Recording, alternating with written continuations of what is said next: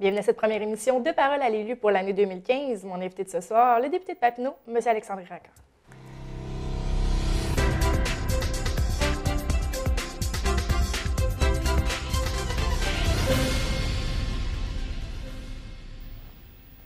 D'abord, on dit qu'on peut souhaiter la bonne année jusqu'à la fin janvier, donc permettez-moi de vous souhaiter une bonne année 2015. Merci, puis permettez-moi, Mme Hardy, de vous souhaiter une très belle année, à vous, à toute votre équipe pour le travail que vous faites, et je me permettrai de souhaiter une belle année à tous vos auditeurs également. Excellent. Mais là, justement, on parle de l'année 2015.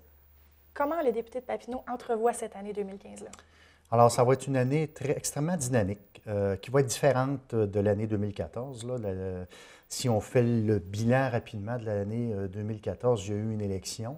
Il y a eu transition de gouvernement qui s'est effectuée, mais ça a pris quand même plusieurs mois. Et on a pris des décisions rapides là, pour retrouver le plus rapidement possible l'équilibre budgétaire. C'est ce qu'on souhaite pour le prochain budget. Maintenant, une fois qu'on a fait les coupures, couper dans la bureaucratie, les structures, il faut relancer l'économie. Il faut s'occuper de nos petites et moyennes entreprises. Il faut leur donner un souffle, un air nouveau. C'est là-dessus qu'on va s'attaquer en 2015. Je vais revenir du côté de l'économie, mais juste avant, êtes-vous étonné encore de la réaction des gens? Ça fait un an, quasiment un an, quelques mois, vous êtes au pouvoir. Êtes-vous étonné encore de la réaction des gens face aux actions que vous posez? On dirait que l'essoufflement de la population, ça n'arrive pas, là. C'est normal, hein, parce qu'on propose des changements. On n'a pas vu ça depuis la Révolution, là, tranquille peut-être. Les changements qu'on apporte, là, c'est quand même majeur, parce qu'on touche aux structures qui sont là depuis plusieurs années, à la bureaucratie. On est l'État au Québec, on est l'État le plus lourd de toutes les provinces du Canada, où il y a plus de gens qui travaillent. Et on revisite tout ça pour faire en sorte qu'on veut simplifier l'État, mais c'est normal que ça apporte des réactions des gens. Mais là, écoutez, il fallait faire quelque chose. On est endetté de 262 milliards. On avait deux choix, hein, de dire, bien, on va surfer sur notre élection, puis on va se faire réélire dans 4 ans sans aucun problème, ou on prend des décisions difficiles, mais on ne lèguera pas à nos enfants une hypothèque. Donc, on prend des décisions difficiles et on le savait que c'était pour être difficile. Maintenant, une fois que ça s'est fait, il faut s'occuper à relancer l'économie. On a vraiment cette optique-là en tête pour 2015 et on pense qu'on va y arriver. Vous avez parlé d'économie. Justement, votre collègue, le ministre responsable des PME, des petites moyennes entreprises, est venu faire son tour en région. Pourquoi? Alors oui, mon collègue, j'ai demandé à Jean-Denis Girard, mon collègue qui s'occupe des ministres délégués aux PME, justement, de venir dans le comté de Papineau. Pourquoi? Parce qu'il y a plusieurs petites entreprises en ébullition dans Papineau, des jeunes entrepreneurs.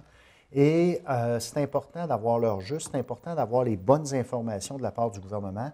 On veut donner concrètement des chances aux jeunes entrepreneurs de se partir en affaires en donnant des crédits d'impôt aux PME. C'est ce qui va s'en venir. On l'a annoncé en 2014, c'est ce qui s'en vient en 2015. On veut alléger aussi toutes les demandes pour partir une entreprise parce que ça peut être extrêmement lourd au début. On veut simplifier ça. Et j'ai demandé à mon collègue Jean-Denis de venir ici dans le comté de Papineau pour expliquer ça aux jeunes entrepreneurs, aux gens de la région, du comté de Papineau, pour faire en sorte que ce soit plus facile pour eux de se partir en affaires. Alors, c'est un beau succès, puis je vais le réinviter. Excellent. Et là, on change complètement de palette. Vous avez été conférencier invité pour le souper du Club Lion qui s'est déroulé il y a quelques semaines. Oui, absolument. Écoutez, c'était une belle soirée. C'était le 80e anniversaire du Club Lion de Buckingham. Ça s'est passé à l'Ange Gardien, au domaine de l'Ange Gardien. C'est un succès sur toute la ligne.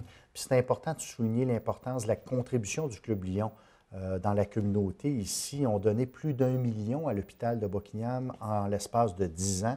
Ils ont été le premier à payer pour un CT scan ici à l'hôpital de Buckingham, à la fine pointe de la technologie.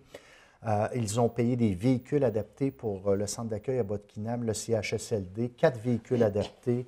Ils sont impliqués dans la communauté. Souvent, là, justement, les gens dans les foyers de personnes âgées, la seule visite qu'ils reçoivent durant l'année, ce sont les membres du Club Lion qui vont faire des repas, qui vont aider à servir. Donc, c'est des gens extrêmement impliqués. Bien, là, c'était à leur tour de leur dire merci, puis ils m'ont invité comme conférencier invité, puis ça me fait plaisir. J'avais beaucoup de choses à dire. Puis ce qui est fantastique de ce club-là, c'est qu'ils s'assurent de leur pérennité. Il y a eu l'intronisation, l'acceptation de 2 nouveaux membres, des jeunes de 25, en bas de 25 ans, là, autour de 25 ans, Alex Moserol et Mathieu Daou, qui vont assurer une relève. Puis dans une équipe, j'ai toujours dit que ça prend un mélange de vétérans et de jeunes. Je sais qu'il y a 2 membres, Horace Gauthier et Tom Laframboise, qui sont plus vieux que le Club Lion. Alors, et il y a un contraste avec les 2 jeunes qui sont arrivés, mais il y a un mix qui fait en sorte que c'est un club extrêmement dynamique, qui fonctionne très bien ici dans la région. Je suis très fier de ça, moi. Et je pense que vous avez été déclaré membre honoraire à vie, c'est bien ça? Oui, exactement. Alors, je suis membre honoraire du Club Lion. Papier maçon, Oui. il y a un déroulement, pardon, c'est sorti dans les nouvelles récemment. Lentement, mais sûrement, le dossier avance. Qu'est-ce que vous en pensez? C'est un dossier on en a parlé en long et en large. C'est un dossier qui traîne en longueur et c'est extrêmement malheureux pour les familles qui vivent ça. C'est un drame humain, je l'ai toujours dit. Lorsqu'on travaille toute sa vie pour avoir un montant X pour sa pension et c'est un montant Y que l'on reçoit, il y a un problème. Alors, je les ai toujours souvenus. J'ai rencontré à plusieurs reprises les représentants des syndiqués, des travailleurs. J'ai même écrit une lettre là, au juge là, pour qu'il accélère à l'automne dernier la rédaction de son jugement, ce qu'il a fait. Il a rendu un jugement positif pour les travailleurs. C'était une excellente nouvelle. Maintenant, les travailleurs de l'usine de Québec devaient voter pour ratifier une entente avec l'entreprise pour le versement justement des sommes. Ce verdict-là a été rendu dans le sens où le décompte des votes a eu lieu devant un juge et en grande majorité, les travailleurs ont accepté la proposition là, de l'entreprise pour le versement des sommes, ce qui est une très, très bonne nouvelle pour les travailleurs d'ici parce que la compagnie voulait régler le dossier de manière générale avec toutes les usines du Québec qui sont touchées, il y en a 3, là, qui sont touchés pour faire en sorte qu'on règle le dossier dans l'ensemble et qu'on verse les montants enfin aux retraités. Maintenant, j'ai entendu par les branches que ça se peut qu'il y ait certains travailleurs syndiqués d'usines de Québec qui étaient insatisfaits, qui voulaient peut-être reprendre le vote, je ne le souhaite pas, qui voulaient peut-être reprendre le vote, là, et le juge devrait statuer dans les prochains jours là-dessus, en espérant que ça se règle le plus rapidement possible parce que c'était la dernière étape. Pour le paiement des sommes. Mais je reste prudent. Les travailleurs, les syndicats ont été échaudés dans ce dossier-là. Et tant qu'on ne recevra pas, ces gens-là ne recevront pas les chèques par la poste, il faut rester extrêmement prudent, mais tous en ligne pour se régler, pour que ça se règle. Excellent. Permettez-moi de faire un petit retour sur vos promesses électorales. Oui. Premier, le terrain synthétique, le fameux terrain synthétique. Oui. Où en est le dossier? Alors, le dossier, on attend toujours que le programme ouvre au niveau de la province pour qu'on puisse s'appliquer. Il n'y a aucun projet d'infrastructure dans tout le Québec là, qui est octroyé en ce moment parce que le programme pour les projets n'est pas encore ouvert. Il devrait ouvrir, là, ça s'est étiré, la sauce, si on ne peut plus, là, donc on parle de février. Et quand le programme rouvre, ça dure de 6 à 8 semaines. Il y a une date butoir. Alors, il faut appliquer. On va s'assurer là, que le projet est déposé, mais dans le fond, c'est du copier-coller de ce qui a été déposé l'année passée parce qu'il était déjà bien monté. Alors, c'est de le déposer dans les délais requis entre 6 et 8 semaines et par la suite, il y aura des décisions qui vont être prises à qui on octroie au Québec les infrastructures sportives. Nous, on va pousser le dossier au maximum et on espère que ça se règle le plus rapidement possible, ce dossier-là. Justement, plusieurs personnes commencent à être fatiguées, si je peux prendre cette expression-là, d'attendre. Qu'est-ce que vous aimeriez leur dire pour justement qu'ils ne se découragent pas, là? Ah, écoutez, il y a des dossiers qui prennent excessivement du temps. D'ailleurs, celui de la formation professionnelle est le meilleur exemple. J'ai réussi à obtenir 3,1 millions pour l'agrandissement de la formation professionnelle, une annonce qu'on a faite en décembre 2014. C'est un dossier qui était déposé depuis 3-4 ans et finalement, ça a abouti. C'est une excellente nouvelle pour le comté. Il faut être un petit peu patient. Il faut être un petit peu patient dans ces dossiers-là. Ça fait 8-9 mois qu'on est élu. Donc, moi, comme je vous dis, si il y avait des dossiers d'infrastructure dans d'autres régions qui avaient été octroyés, je ne tiendrais pas le même discours. Mais je sais que c'est uniforme pour tout le Québec. Le programme n'est pas ouvert. Il faut être un petit peu patient. Moi, je suis confiant que le dossier va se régler. Les sommes sont là. Il y a déjà de l'argent qui a été, de la communauté qui a été mise en banque. Donc, je pense que c'est un projet qui doit se réaliser.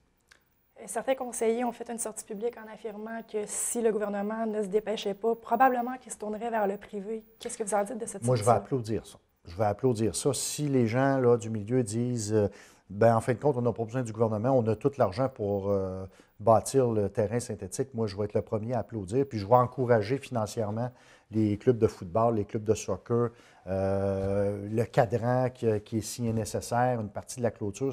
Moi, je vais être au paradis si on me dit, écoutez, on a réussi à trouver du financement au privé, un peu comme c'est fait à Branchot-Brière, là, c'était un success story. Je vais être le premier. Mais si on me dit on a encore besoin là du gouvernement, moi, ce que je leur dis, c'est que je vais être au rendez-vous. Donc, vous n'avez pas mal pris cette sortie-là de la part du conseiller. Les autres projets, parce que j'ai entendu de la part de la population, certaines personnes trouvaient cette sortie peut-être un peu déplacée, donc avaient peur pour les autres projets qu'on serait peut-être mis en arrière parce que vous auriez peut-être mal pris cette sortie. Pas du tout. Pas du tout. Même quand moi, j'étais là comme président de commission scolaire, on en parlait de peut-être faire appel un peu plus au privé. Donc, écoutez, moi, l'important, là, c'est que les jeunes peuvent jouer au football sur un terrain synthétique puis au soccer sur un terrain synthétique. C'est pas ce qui se dit, ce qu'Alexandre Iraca dit, ce qu'un conseiller dit. Moi, l'important, c'est que les jeunes puissent jouer au soccer et au football. C'est ça l'important. C'est ça la finalité. Alors, mais moi, ce que je dis, quand le programme d'infrastructure va ouvrir, on va être au rendez-vous, on va aller déposer le projet à Québec et on va suivre le dossier. Parfait. Juste avant la pause, l'urgence du CLSA Saint-André-Avelin, c'était une de vos promesses également. Le tout est rendu où? Alors, ça chemine bien. On a parlé dernièrement au directeur des services professionnels. On devrait avoir des rencontres là, fin janvier, début février là-dessus pour voir où est rendu le dossier. Et il est toujours en préparation ici dans la région. Alors, lorsqu'il sera bien ficelé, bien monté, nous, on va l'acheminer au cabinet du ministre de la Santé pour justement faire en sorte que le CLSC ouvre 7 jours par semaine. Et c'est un dossier qui chemine bien. Justement, avec le ministre de la Santé, son projet de loi, le projet 20, ça ne viendra pas mettre des bâtons dans les roues, si on me permet l'expression de ça. Pas du tout, bien au contraire. On veut diminuer la structure administrative et bureaucratique pour justement réinjecter de l'argent dans le service direct. Et ça, c'est un projet qui est totalement du service direct là, pour Saint-André-Avelin. Là, les gens qui puissent avoir un médecin 7 jours par semaine, qui a plus de facilité à en avoir, qu'on ajoute des médecins, ça va dans les critères du projet de loi 20. Parfait. On fait une courte pause et au retour, la suite de Parole à l'élu avec le député de Papineau. Je m'appelle Frédéric et j'ai une amputation à la jambe droite. Les auxiliaires m'encouragent à faire du sport. 1, 2, demi-tour. 3, 4, Moi, dans la vie, j'ai pas de limite, je peux faire n'importe quoi. Les vainqueurs, c'est quelqu'un comme moi qui ne baisse jamais les bras devant les défis. Yes! Moi, je suis une vainqueur!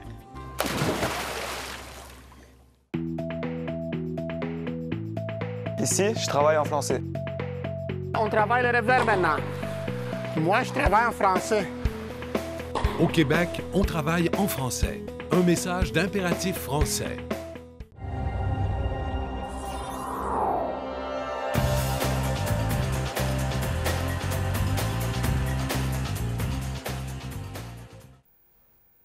Vous êtes toujours à l'émission Parole à l'élu avec le député de Papineau. Donc, si on fait la continuité de vos promesses électorales, faire un petit bilan, le transfert des lits ici à Bois-Quiniam, Oui. où le dossier en est rendu? Alors, lui, ce dossier-là est quand même rendu assez loin. Si je compare, par exemple, au CLSC de Saint-André, où c'est toujours dans la région en train d'être ficelé, celui-là est tout ficelé et là, il est rendu au cabinet. Alors, il est à l'étude au cabinet du ministre et je vous dirais qu'on est rendu dans les dernières étapes. Ce dossier-là, j'ai confiance qu'il va aboutir prochainement. C'est un dossier là, qui est nécessaire ici pour Papineau. Il y a 55 lits à l'hôpital qui pourraient être libérés pour aller dans un endroit plus approprié pour les personnes âgées ou qui est au centre d'accueil à Bois-Quiniam. Alors, j'aurai certainement de bonnes nouvelles à annoncer éventuellement là, en 2015. Mais justement, quand vous dites que le projet en est à ses dernières étapes, oui. Est-ce qu'on peut parler de semaines, de mois? C'est toujours difficile d'y aller avec des temps précis, mais ce que je vous dirais, dans ce dossier-là, c'est qu'on est plus vers la fin qu'au début, parce que là, toutes les modifications qui avaient été demandées par le ministère ont été faites, et au niveau du plan, au niveau des devis et tout ça. Et là, on chemine le dossier au cabinet. Moi, j'ai bon espoir pour que 2015, on puisse annoncer quelque chose de positif. Parfait. Une autre promesse qui a été réalisée un peu avant les fêtes, l'agrandissement de la formation professionnelle. Oui, ça, oui. je pense que vous en êtes fiers. Ah, extrêmement fiers. 3,2 millions là, dans le contexte dans lequel on était en 2014. C'est un beau projet. Le directeur de l'école, Michel Gobeil, et toute l'équipe sont très, très heureux. On refusait des gens dans les cohortes pour partir des cohortes parce qu'on manquait de place en hôtellerie, boucherie, restauration.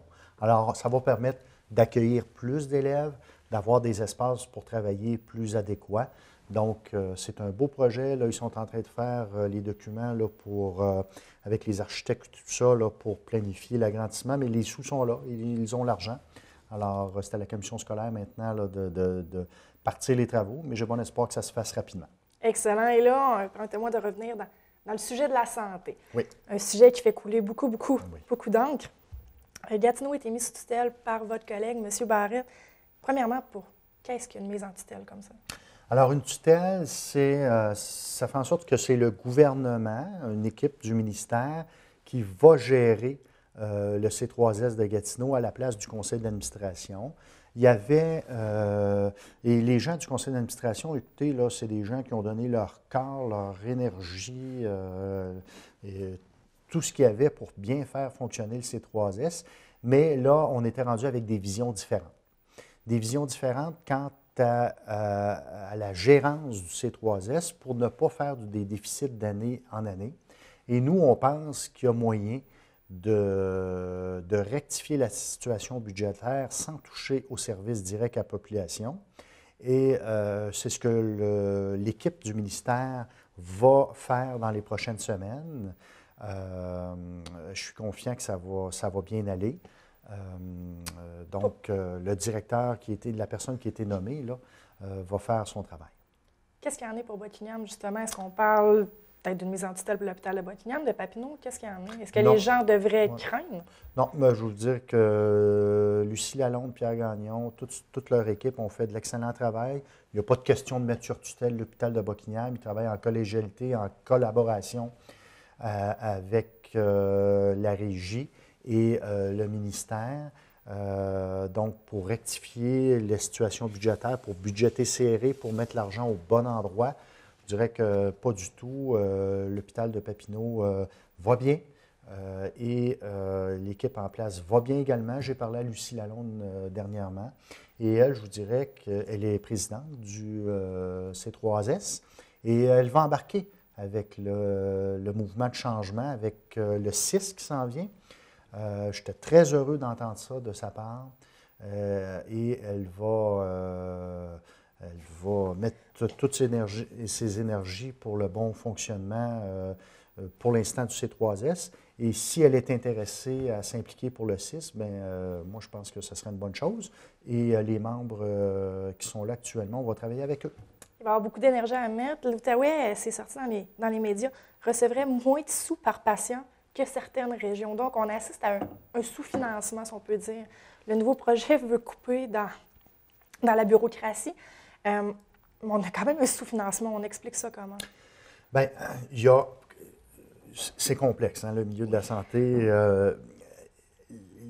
Dans la gestion, dans la gérance, dépendamment des régions, il y en a qui sont déficitaires, il y en a qui ne le sont pas. Nous, on pense que le nouveau système qu'on va mettre en place, le CIS, qui va être un organisme, va amener des économies. Il y a 250 millions d'économies dans tout le Québec qui vont être amenées. Et on pense qu'une grosse partie qui va être en Outaouais également pour le système de structure et de gérance. Et cet argent-là qui va être économisé va être remis sur le patient. Donc, la cote sur le patient va nécessairement augmenter ici en Outaouais. Pourquoi? Parce qu'on pense réussir de grosses économies ici en Outaouais sur la structure. Donc, ça va revenir équilibrer l'argent pour le patient. Et aussi, il ne faut pas oublier qu'on a un statut particulier en santé de 20 millions que les autres régions n'ont pas pour combler la différence de salaire à cause que nous sommes limitrophes avec l'Ontario. Justement, ce statut particulier-là, les médecins boudent l'Outaouais malgré ce statut-là. Comment on fait une petite séduction, justement, pour avoir ces médecins-là? Moi, je ne suis pas inquiet pour avoir des médecins. Je vais vous dire, l'année passée, là, on devait aller recruter 32 médecins et on a réussi notre objectif d'avoir 32 médecins sur 32. Moi, je suis convaincu pour que l'année 2014-2015, on réussisse à aller chercher notre objectif. Je pense qu'il est de 35 médecins. On va l'avoir. On n'est pas là présentement, mais on va l'avoir. On a ouvert les valves dans les universités. Il va y avoir beaucoup plus de jeunes médecins qui vont sortir des universités et ils vont venir en Outaouais. Je suis très, très confiant là-dessus. Lors de votre dernière visite, vous m'avez assuré moi-même qu'il n'y a pas de médecin de famille, que j'allais en avoir un, vous maintenez votre version. Absolument, mais il faut s'inscrire, par exemple, il faut aller se mettre sur la liste d'attente, puis je suis convaincu que ça va monter plus rapidement qu'avant. Excellent, le message est passé. On s'en va en éducation maintenant. Pardon. Avant les fêtes, la CSCV a fait cavalier seul en affirmant que le meilleur scénario aurait été de garder les commissions scolaires telles qu'elles étaient, chose qui est quand même impossible selon votre collègue, M. Bolduc. Mais là, maintenant, on parle d'une commission scolaire. Rappelez-nous le point de vue du gouvernement, parce que c'est un dossier autant que la santé complexe, l'éducation peut l'être également. Alors, oui. Alors, pour les commissions scolaires, nous, on a fait une première proposition, une première ébauche pour le redécoupement des commissions scolaires en vue de fusion. Et nous, ce qu'on a proposé, c'est une commission scolaire pour tout l'Outaouais, pour que l'Outaouais parle d'une seule voix. Et on pense qu'on n'est pas obligé d'avoir 4 structures francophones pour gérer les écoles. On pourrait en avoir une. Et on a demandé aux commissions scolaires de nous faire des propositions pour voir qu'est-ce qu'ils pensaient justement de notre ébauche. La commission scolaire au Cœur-des-Vallées, elle a proposé effectivement juste une commission scolaire pour toute la région. Alors eux, c'est dans la même ligne de pensée que notre ébauche. Ils souhaitent seulement une commission scolaire pour toute la région. Les 3 autres commissions scolaires en souhaitent 2. Alors, il va falloir décider en février ce qu'on fait. Si on y va avec 1 ou 2 commissions scolaires, mais ça va être décidé prochainement. Décidé en février, qu'est-ce qui s'en vient spécifiquement? Alors, nous, on va déposer un projet de loi, je vous dirais autour de février, pour adoption en juin, parce qu'il faut consulter les gens, puis aller article par article lorsqu'on dépose un projet de loi, concernant les fusions de commissions scolaires et les fusions de structures là, pour la gérance des écoles. Et on devrait faire ça en février. Il va falloir prendre une décision région par région à combien de commissions scolaires on y va selon les régions. On ne parle pas dans la prochaine année. Là. On peut aller, ça peut prendre 2-3 ans. Pour plusieurs personnes, les dernières élections scolaires ont coûté trop cher pour rien. Ouais. Mais on parle encore de quelques années avant que tout soit fait. Bien là, si on dépose un projet de loi en février qui est adopté en juin, ça va être mis en place en septembre 2015 avec probablement 1 année ou 2 de transition, mais ça va être mis en place. Là, on n'étirera pas la sauce pour rien. Et maintenant, il va falloir décider, là, en plus du redécoupage des commissions scolaires, au niveau de la gouvernance. Est-ce qu'on maintient des élections scolaires ou on y va sous forme de conseil d'administration? Effectivement, les dernières élections scolaires ont coûté 20 millions avec un taux de participation en bas de 5 %. Alors, il va falloir se demander, est-ce qu'on garde les élections scolaires? Est-ce qu'on y va avec un conseil d'administration où des gens sont élus à même les écoles, comme des commissaires parents, avec un mix de personnes nommées par le gouvernement ou comme en santé, les gens envoient leur curriculum vitae, puis c'est probablement des gens qui connaissent le domaine, là, et on aurait un mix de gens élus dans les écoles, là, à 0 coût, là, ça ne coûte rien. C'est les écoles avec leur assemblée générale qui nomment des gens et un mix de gens nommés par le gouvernement pour former un conseil d'administration. Qu'est-ce qu'un remaniement comme ça va apporter pour les élèves et les parents? Les avantages d'un remaniement comme ça?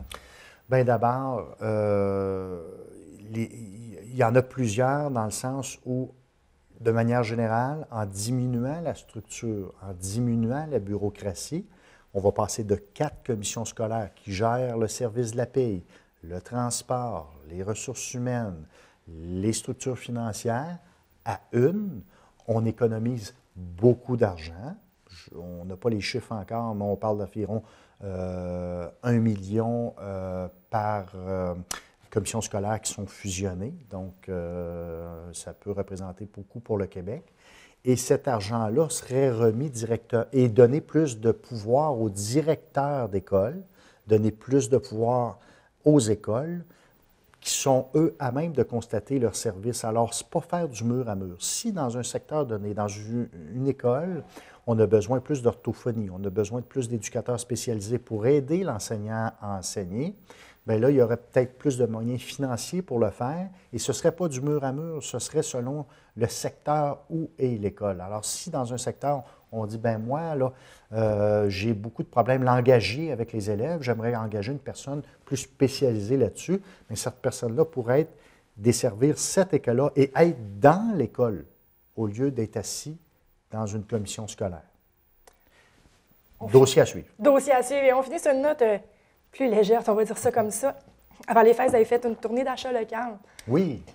Partout dans le comté de Papineau. Oui. C'est important pour vous? Très important.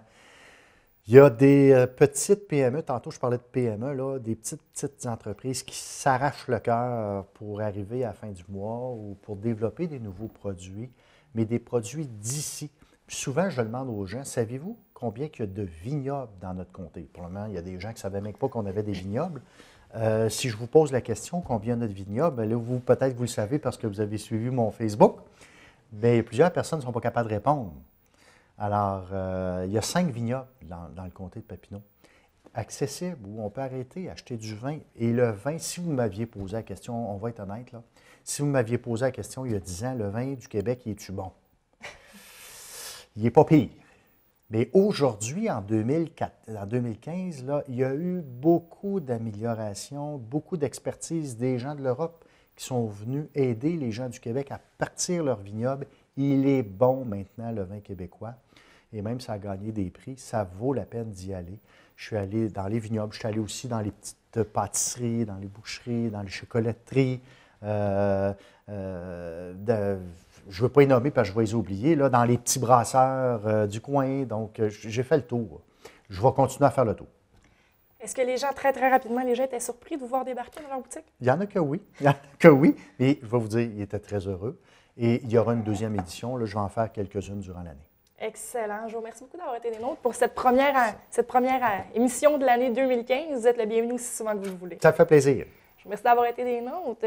Restez à l'écoute sur les ondes de votre TVC. Plusieurs nouveautés à venir. Je vous invite également à aller sur la page Facebook de la TVC ou encore sur le site Internet au www.tvc.qc.ca. Mon nom est Josiane Hardy et je vous souhaite une très bonne soirée sur nos ondes.